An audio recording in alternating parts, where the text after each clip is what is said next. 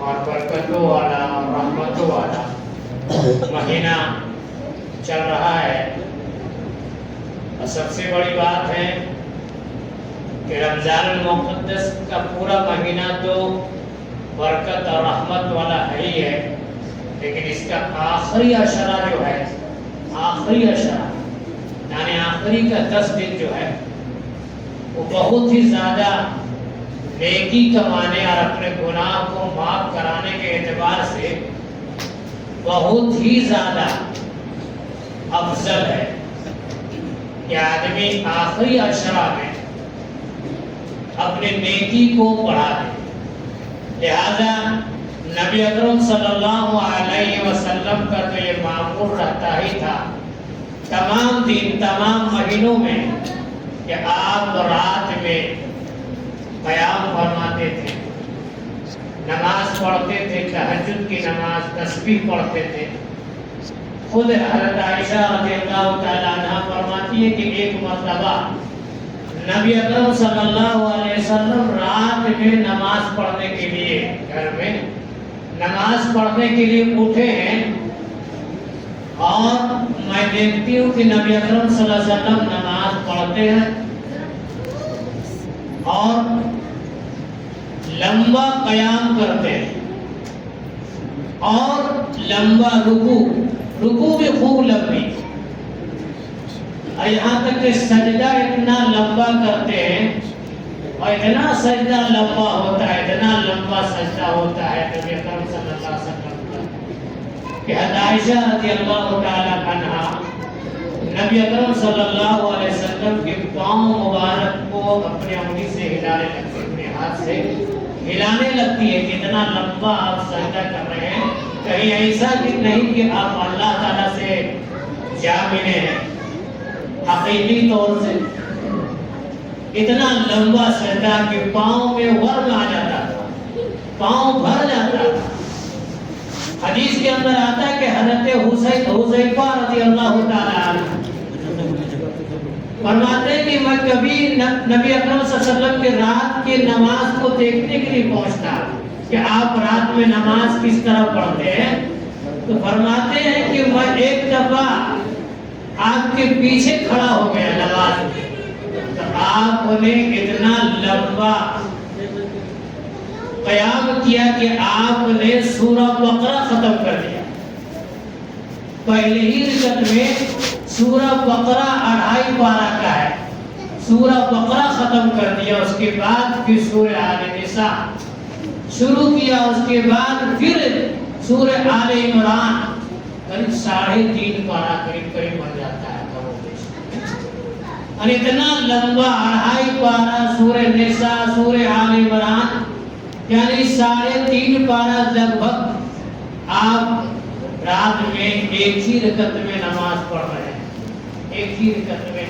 ہمارے یہ کیا ہے کہ شب برات ہے، اور شب قدر کیا ہے معلوم ہے۔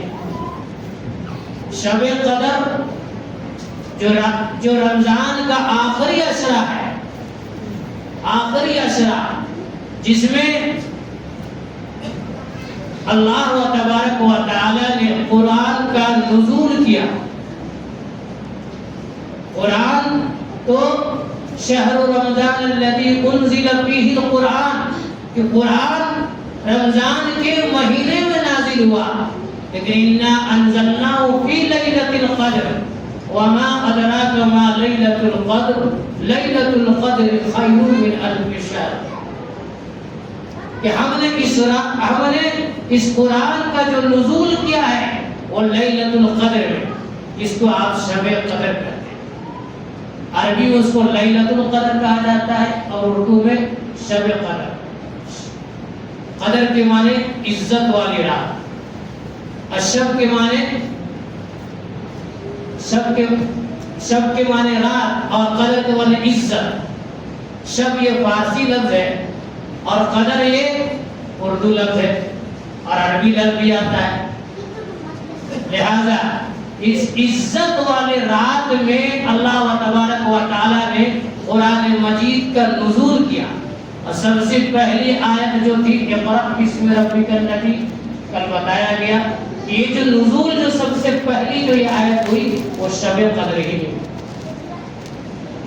تو جو لوگ تراویح پڑھ رہے ہیں ان کو پتا ہے، جن کو غفلت ہے تراویح نہیں پڑھ رہے، دنیا کا ہر کام کرنے کے لیے ان کے پاس وقت ہے لیکن تراویح کے لیے نہیں ہے، نماز کے لیے نہیں ہے. فجر کی نماز سحری کے فوراً بعد جیسے ہی سحری ختم ویسے ہی نماز، ویسے ہی اذان دے دی جاتی ہے رمضان میں.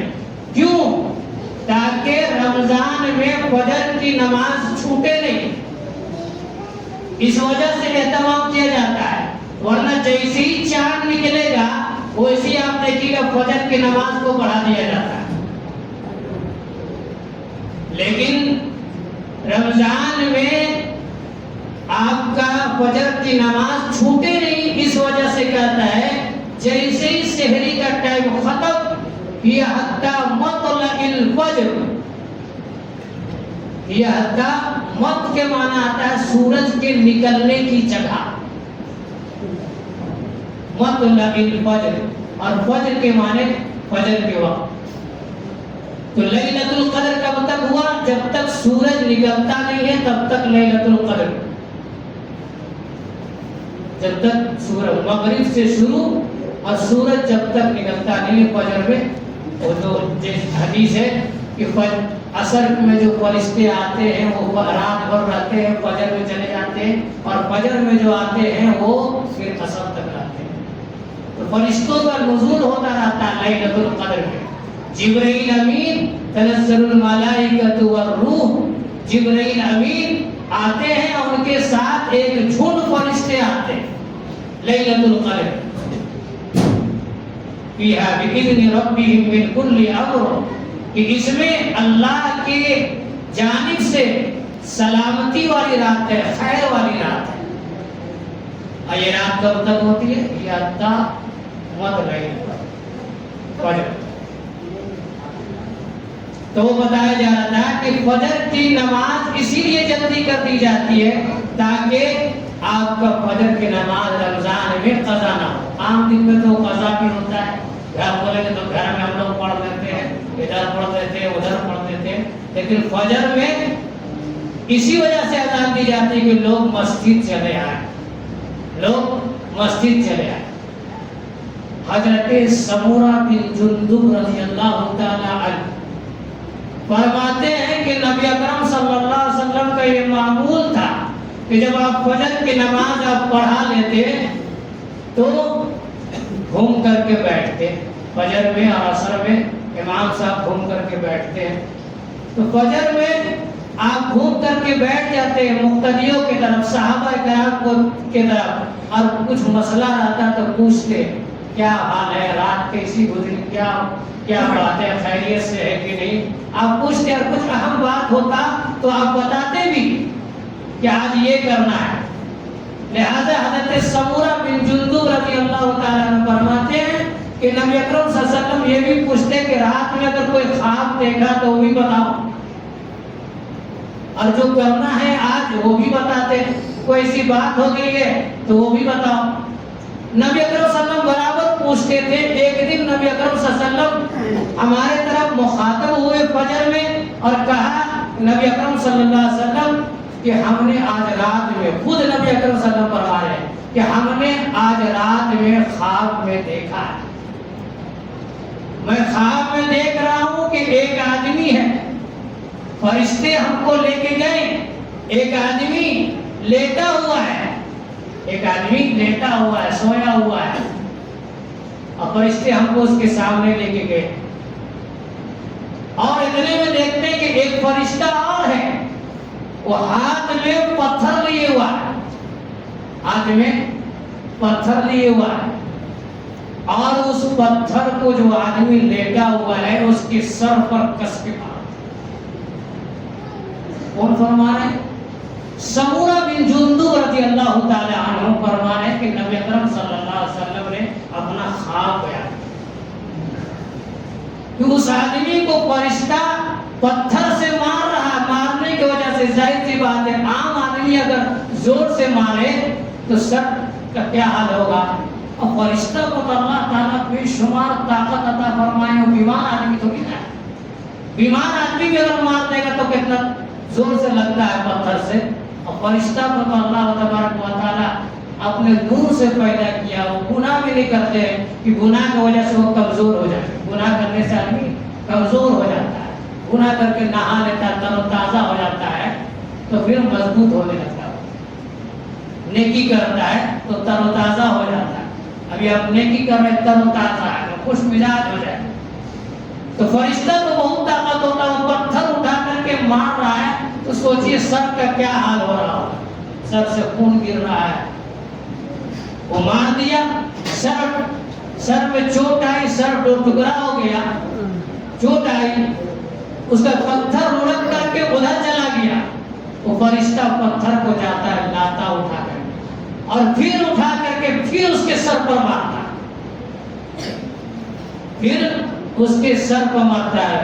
جہنم میں چمڑا جل جائے گا، پھر نیا چمڑا ہوگا، پھر نیا چمڑا ہوگا، پھر جلے گا، پھر چمڑا ہوگا، پھر نیا جلے گا۔ تو فرشتہ اٹھا کر کے مار رہا ہے۔ نبی اکرم صلی اللہ علیہ وسلم تعجب میں ہے کہ کیسا آدمی ہے، کیا عمل یہ دنیا میں کرتا تھا کہ فرشتے اس کو پتھر سے مار رہے ہیں، اور ایک دفعہ نہیں، پتھر لڑک کے چلا جا رہا ہے، پھر اٹھا کر کے لا رہے فرشتے اور پھر اس کو مار رہے ہیں۔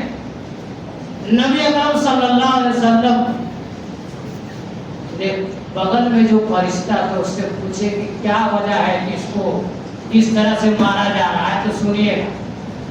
تو فرشتہ نے خبر دیا کہ یہ آدمی کے اندر دو خرابی، یہ آدمی کے اندر دو خرابی تھا۔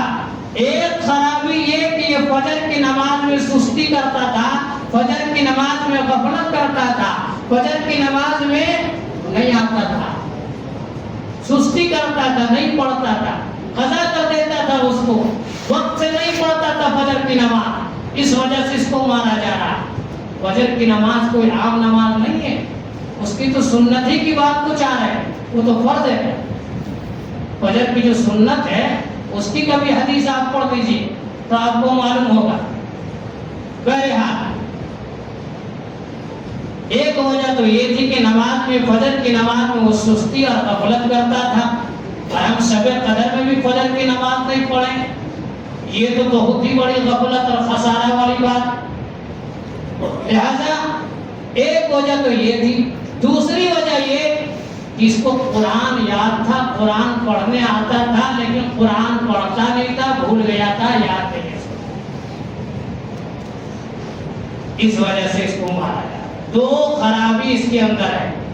پہلی خرابی کیا ہے کہ فجر کی نماز میں سستی کرتا تھا، نبی اکرم صلی اللہ علیہ وسلم اپنا خواب بیان کر رہے ہیں، اور دوسری وجہ یہ ہے کہ اس کو قرآن پڑھنا آتا تھا لیکن بھول گیا، اس کو دیکھتا نہیں تھا۔ وقال الرسول یا رب ان قوم اتخذوا هذا القرآن مہجورا۔ جس نبی سے آپ محبت کرنے کا آپ دعویٰ کرتے ہیں اور جس اللہ کے حکم پر چلنے کا آپ دعویٰ کرتے ہیں، خود وہ نبی اکرم صلی اللہ علیہ وسلم کل محشر کے میدان میں اللہ تبارک و تعالی کچھ لوگوں کو، محشر کے میدان میں کچھ لوگ کھڑے ہوں گے اور غم زدہ ہوں گے، اتنا غم زدہ ہوں گے کہ اپنا ہاتھ کو چبائیں گے، اور ہاتھ کو چباتے چباتے پورا ہاتھ چبا جائے۔ جیسے کوئی غم ہوتا ہے آدمی کو، بہت بڑا غم مصیبت لاحق ہو جاتی ہے تو اپنے انگلی کو دانت میں رکھ لیتا ہے، اور بعض دفعہ اس کو پریشانی بھی ہو جاتی ہے لیکن اس کو پتہ نہیں چلتا ہے۔ تو اللہ کے خوف کی وجہ سے، حساب کتاب کی وجہ سے اپنے ہاتھ کو انسان چبائے گا،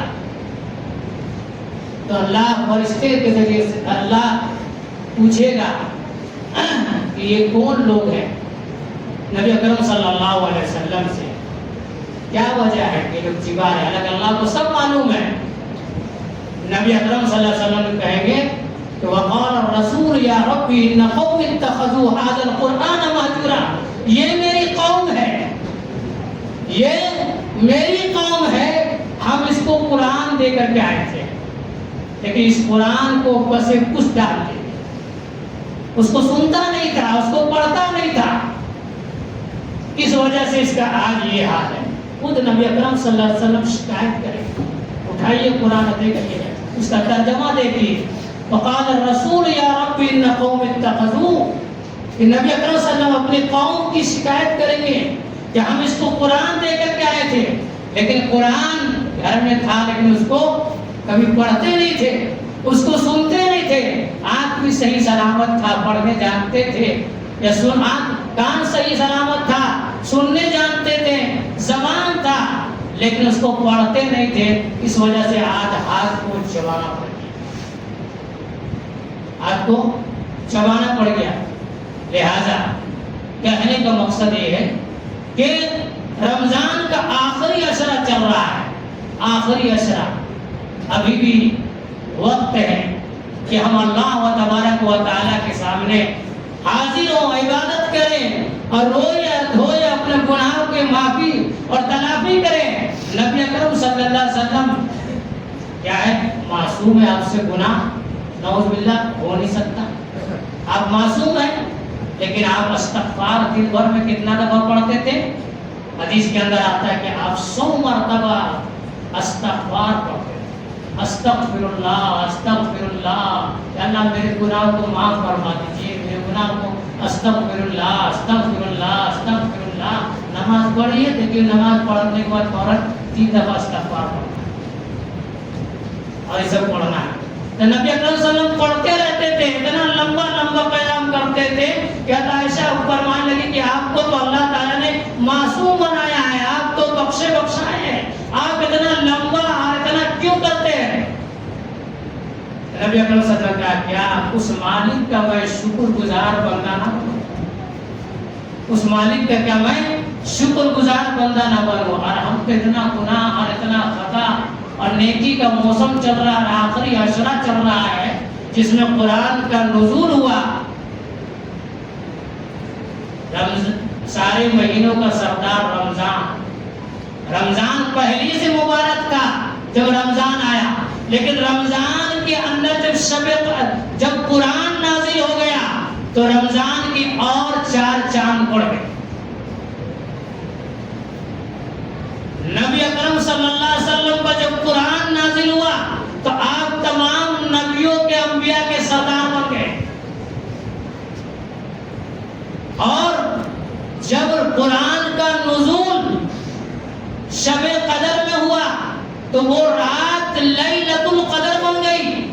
وہ رات تو پہلے رمضان کی رات تھی، لیکن رمضان میں جب آخری عشرہ میں قرآن کا نزول ہوا تو اس رات کو لیلۃ القدر کہا جانے لگا، عزت والی رات جس میں قرآن نازل ہوا۔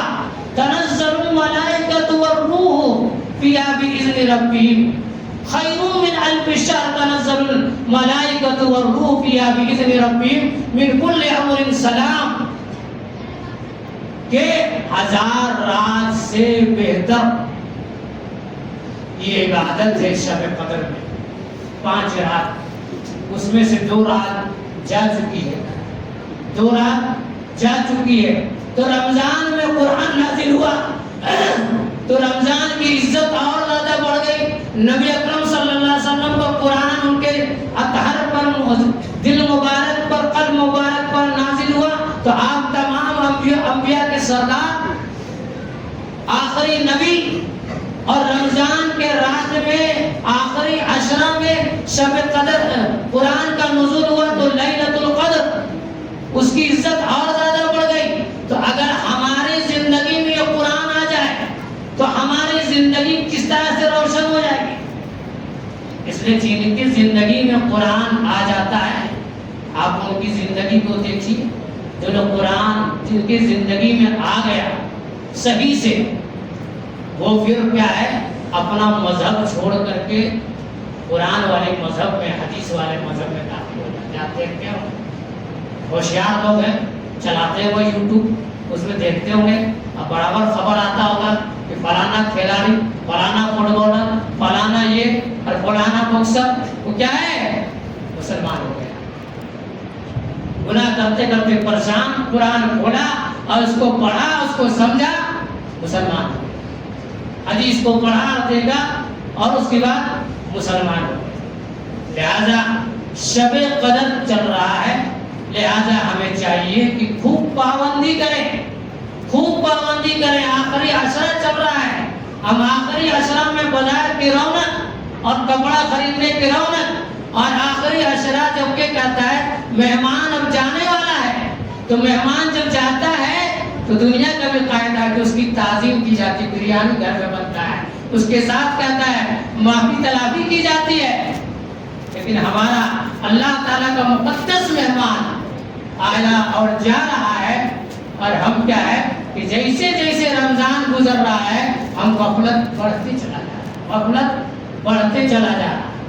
لہٰذا ابھی بھی کہتا ہے ٹائم ہے، جو دنیا سے چلے گئے ایک مرتبہ بھی استغفر اللہ، الحمدللہ، سبحان اللہ، اللہ اکبر وہ نہیں بول سکتے، اگر ان کو ضرورت ہے نہیں بول سکتے، لیکن ہم ابھی اللہ تبارک و تعالیٰ نے کہ ہمیں بولنے کا موقع دیا، ہمیں بولنے کا موقع دیا، لہذا ہمیں چاہیے کہ ہم خوب عبادت کریں، اپنی معافی تلافی کریں۔ اللہ تبارک و تعالیٰ فرماتا ہے کہ فَلَا تَعْلَمُ نَفْسٌ مَا أُخْفِيَ لَهُم مِّن قُرَّةِ أَعْيُنٍ جَزَاءً بِمَا كَانُوا يَعْمَلُونَ فَلَا تَعْلَمُ نَفْسٌ مَا أُخْفِيَ لَهُم، کہ تمہیں کیا معلوم ہے، کہ تمہیں کیا معلوم ہے کہ اللہ تعالیٰ نے کیسی کیسی چیز تمہارے لیے چھپا کر کے رکھا ہے، کیسی کیسی نعمت، قرۃ اعین، کہ جس کو دیکھ کر کے آنکھوں کے اندر خوشحالی، آنکھوں کے اندر ٹھنڈک آ گئے، اس کے لیے جزاء بما كانوا يعملون، وہ جزا کس کے لیے، وہ نعمت، وہ جنت کس کے لیے، جو یہ نیکی کا کام کرتے تھے ان کے لیے جزاء بما كانوا يعملون، جو یہ جزا والا کام کرتے تھے ان کے لیے یہ عمل ہے کہ ان کو جنت ملے گا، دیکھ کر کے آنکھ ٹھنڈی ہو جائے گی۔ اللہ تعالیٰ فرماتا ہے کہ یدعو واللہ یدعو الی دار السلام، کہ ہم تم کو جنت کی طرف بلاتے ہیں۔ جنتی کل کہے گا اذهب عنا الحزن، کہ آج اللہ تبارک و تعالیٰ نے سب طرح کے غم اور پریشانی ہم سے مٹا دیا، جنت میں داخل کر۔ لہذا ہمیں چاہیے کہ ابھی بھی رمضان مبارک کا آخری عشرہ چل رہا ہے اور لیلۃ القدر چل رہا ہے۔ نبی اکرم صلی اللہ علیہ وسلم کے صحابی ہیں حضرت ابو خدری رضی اللہ تعالیٰ، وہ فرماتے ہیں کہ نبی اکرم صلی اللہ علیہ وسلم نبی اکرم صلی اللہ علیہ وسلم اعتکاف کی نیت سے مسجد میں اعتکاف کرنے کے لیے بیٹھ جاتے ہیں۔ ایک عشرہ گزرتا ہے، 10 رمضان گزرتا ہے، اور کیوں بیٹھے ہیں؟ یہ لیلۃ القدر کو پانے کے لیے۔ ایک عشرہ گزرتا ہے، پھر اس کے بعد دوسرا عشرہ گزرتا ہے، 20 رمضان رہتا ہے۔ 21 رمضان کو نبی اکرم صلی اللہ علیہ وسلم کہتے ہیں کہ ہمیں بتایا گیا ہے کہ لیلۃ القدر جو ہے وہ کیا ہے، طاق راتوں میں، طاق راتوں۔ تو آپ اعتکاف اس نیت سے کرتے تھے کہ آپ شب قدر پالیں گے، اور ہمارے یہاں اعتکاف کرنے ہی والے نہیں ہیں، ہمارے یہاں اعتکاف کرنے ہی والے نہیں ہیں۔ وہ سوچا کہ وہ بیٹھ جائے گا، وہ سوچا کہ وہ بیٹھ جائے گا، شاہد بھائی بیٹھتے تو شاہد بھائی بیٹھ جائیں گے، حاجی صاحب 100 سال کی عمر تو وہ بیٹھ جائیں گے، ابھی تو ہم جوانی، ابھی ادھر تو ادھر جانا ہے، ابھی بہت کچھ کرنا ہے، ہم آخری میں بیٹھ جائیں گے۔ عید بیٹھنے کے چکر میں کوئی نہیں بیٹھا، سب ایک دوسرے کے ٹالنے کے چکر میں بچہ لوگ بیٹھے۔ جس کو بیٹھنا چاہیے، جس کا عمر وقت ہے، جس کی جوانی عزیز تھی، شباب کو پہنچ گئے، اس میں گناہ زیادہ ہوتا ہے۔ جس کو جانا ہے دنیا سے، اللہ کے نبی صلی اللہ علیہ وسلم کو آگاہ ہو گیا تھا کہ اب ہم دنیا سے جانے والے ہیں، لہذا آپ آخری عمر جو تھی اس میں آپ نے 20 دن کا اعتکاف، ایسے تو 10 دن کا اعتکاف کرتے ہی تھے آخری عشرہ کا، لیکن جب آپ جانے لگے اللہ تعالیٰ کے بعد تو آخری عشرہ، آخری جو آپ کا اعتکاف جو ہوا، آپ 20 دن کا آپ عبادت کو بڑھا۔ لہذا ہمیں چاہیے کہ ابھی بھی شب قدر کو پہچانیے اور شب قدر کی عبادت کو سمجھیے کہ اللہ تبارک و تعالی 83 سال کی عبادت، لکھا ہے کہ 83 سال بتائیے 83 سال ہوئی مقبول عبادت. اب جو عبادت کر رہے ہیں وہ مقبول ہے کہ نہیں؟ لیکن وہ اگر رات مل جائے تو وہ مقبول عبادت ہے. اور اتنی عمر ہونا تو ہم کو تو برابر شب قدر مل رہا ہے، پھر بھی ہم ارے وہ 5 منٹ میں کرتا ہے آپ الحمدللہ رب العالمین سورہ فاتحہ آپ 5 مرتبہ 3 مرتبہ پڑھ سکتے ہیں. ایک دم ترتیب سے رک کر کے 5 منٹ میں آپ 3 دفعہ پڑھیں.